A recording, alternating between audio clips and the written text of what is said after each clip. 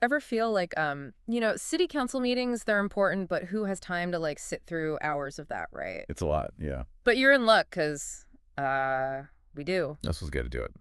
So we got the minutes from two Springfield City Council meetings from August this year, the 13th and the 27th. And let me tell you, these things are juicy. Oh, yeah. They are like little gold mines of local drama, but also like really important stuff that affects people's everyday lives, you know? Exactly. This is like getting straight to the source, no more wondering what your council member is thinking. This is it. Raw transcript of democracy in action. Love it.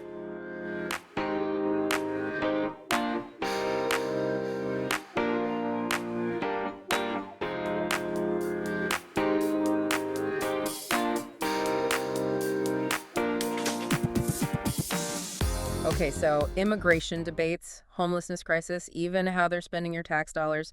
We're diving into all of it. You ready? Let's do it. I'm ready if you are. Okay, let's start with immigration, because, wow, that's a hot topic everywhere these days, but especially in Springfield. Yeah, and you can really see that playing out in the minutes from both meetings. A community kind of wrestling with these big questions. Yeah, like what does it mean for us here in Springfield, you know? Exactly. And we see both sides of that coin, too. Yeah. So you've got people like Mr. Babian from the August 13th meeting advocating for welcoming newcomers. But then in the same meeting, you have Ms. Stanley, who's concerned about how quickly things are changing. Right, and it's not just theoretical either. In the August 27th meeting, we heard from Ms. Foley about creating a shared future with newcomers. And then you have Mr. Higgers, who led that anti-immigration march a few weeks back. He's worried about cultural shifts and resources, being stretched too thin. And that's the thing about local government. You're dealing with these national issues, but on a very personal level. So how did the council respond to all this? Well, in that August 13th meeting, the council president, Mr. Rue, he actually addresses it head on, even mentions a community forum hosted by the NAACP to discuss all this. Okay, so at least they're acknowledging it, but what about concrete actions? He mentions the city's looking for funding for things like language services for first responders. Practical stuff. Exactly. It's a small step, but it shows they're thinking about the practicalities. And in that August 27th meeting, he talked about those sample letters encouraging residents to contact state and federal officials. Which makes sense because a lot of immigration policies decided at those higher levels. Right. It's not just a local issue. But speaking of local, it was interesting how much discussion there was about driving. In the August 27th meeting, Mr. Rue talked about doing a 30-day blitz to emphasize Ohio driving laws. Seems a little random. Maybe, but then you think back to the August 13th meeting, and Ms. Plant specifically brought up concerns about driving violations. And let's not forget Mr. Harris and Mrs. Hayes in the August 27th meeting. They were pretty vocal about their concerns. This blitz could be the council's way of saying, hey, we hear you and we're doing something. Exactly. Whether it's effective or not, that remains to be seen, but it's definitely a response to what they're hearing from the community.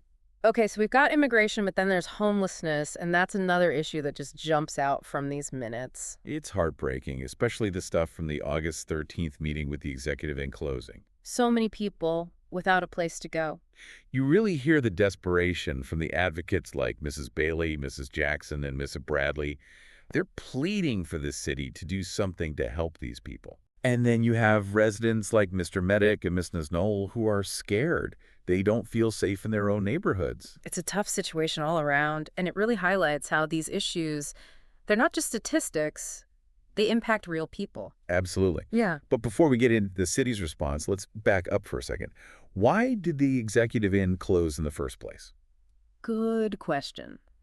The August 13th minutes mention a proposed contract with Homeful, that organization. They do a lot of work with homelessness. I think so, yeah. Well, it seems like they were going to run the executive inn, maybe some kind of shelter. Okay. But the council voted it down.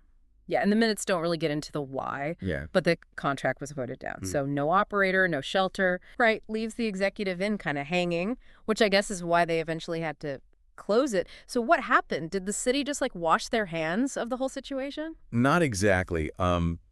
City manager Mr. Heck actually addressed this in the August 27th meeting.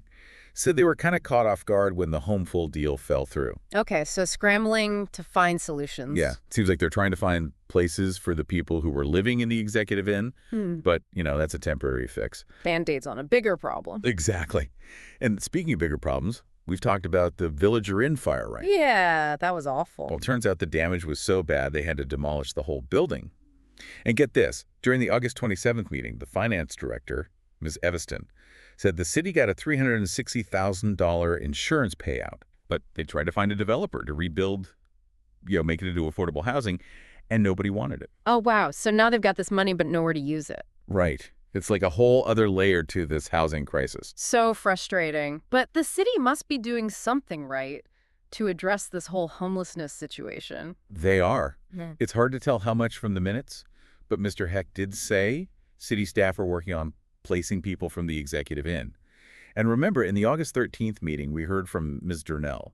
She's a housing manager with the Ohio Industrial Commission, and she said they're helping too. Okay, so at least it sounds like there's some coordination there, but that still feels very much like dealing with the symptoms, not the cause. So is anyone talking about long-term solutions? They are. Both Mrs. Houston and Mrs. Tackett brought it up in the August 27th meeting, said the city needs a real plan to address homelessness. But they didn't get into specifics. So the million-dollar question is, will they actually do it? Right. Actions speak louder than words. Totally. And it's like we were saying before, this isn't just about finding people a place to sleep right now. Homelessness, it's tied to so many other things. Poverty, lack of health care, mental health. Absolutely. You have to address those root causes if you want to make a real difference. For sure. Okay, well, speaking of complex issues, let's talk about everyone's favorite topic. Money, the root of all evil. Aha, right. But seriously, these city council minutes are like a crash course in municipal finance. They really are. Yeah. I never thought I'd be so interested in rock salt bids. But you know what? It's fascinating to see how the city budgets for everything. Totally. And it's not always pretty. Remember Mrs. Phillips in the August 13th meeting? She had some pointed questions about that villager in insurance money. Yeah, she definitely wanted to make sure things are being handled above board. Transparency is key. But to be fair to the city, Mrs. Evaston did give a pretty detailed explanation of the whole villager inn situation. She did. Even explained why they couldn't rebuild on that site. So at least they're trying to be more upfront about things, even when it's not the most positive news. Right, like nobody wants to hear about utility rate increases. Nobody. But you know what? At least Mrs. Evaston explained why they were necessary. Rising material costs, upgrades to the water treatment plant. Makes you understand it's not just some arbitrary decision. It's all connected. Exactly. And speaking of connected, we got to talk about this whole sidewalk, curb, and gutter program. They spent a lot of time on that. Bonds, assessments, property taxes, my eyes were glazing over. Mine too, a little bit. Yeah. But basically, the city is taking out bonds to pay for this program up front, and then they'll use property taxes to pay back the bonds over time. Okay, so like a loan. Yeah, exactly. A loan for sidewalks. Who knew? But it does make sense. Although I did appreciate Mr. Selig's question in the August 27th meeting about what happens to people who can't afford those extra assessments on their property taxes. It's a good question, and it sounds like they've got it covered. Mrs. Evaston said the assessments will just be added to people's property tax bills. Handled by the county auditor. Right, so it's all above board and accounted for. Well, that's good to know. It really seems like the city is walking this tightrope, trying to keep essential services running, keep costs down for residents, but then also making these big investments in infrastructure. It's a balancing act for sure. And that's where these grants and external funding sources come in. Which brings us to the water supply revolving loan account. Sounds boring, but it could be huge for Springfield. Right. I mean, it's a loan, but the Ohio EPA could forgive a big chunk of it. And the rest is interest-free. Free money. Pretty much. And that means they can finally do those water infrastructure upgrades they've been talking about forever. Lead lines especially. Got to get rid of those. For sure. And then there's that Safe Streets and Roads for All grant. Sounds like that one's coming from the U.S. Department of Transportation. That's the one. And it's a biggie. They're talking about some serious intersection upgrades. Making those roads safer, which I think we can all appreciate. Absolutely. And, it's interesting to see how all these different levels of government kind of come together. You've got local, state, even federal agencies all playing a role. Totally. It's all connected. It is. And, one more thing that caught my eye was the city's contract with this group, Grow America. Oh, yeah. They're going to help the city with grant administration, right? Exactly. Because applying for these federal grants, it's not easy. There's a lot of paperwork, a lot of regulations. So Grow America is basically going to be like their grant guru. Makes sense. Especially if they're planning on going after more of that sweet, sweet grant money. Right. Got to spend money to make money, as they say. Words to live by. Yeah. Well, I got to say, after spending all this time with these city council minutes, I feel like I actually understand what's going on in Springfield. Me too. It's Hmm. amazing what you can learn from these things. Right, and it just goes to show you these meetings, they might seem boring, but they really matter. They do. Because it's not just about the decisions being made, it's about the process. Yeah, It's about hearing from the community and trying to find solutions that work for everyone. exactly. So to everyone listening, if you've ever complained about something going on in your town, well, this is your reminder that you have a voice. Go to those city council meetings, make your voice heard, Write to your council member. get involved, Yes, because at the end of the day, this is your city, your community. your responsibility. Okay, maybe responsibility is a little strong, but you get the idea.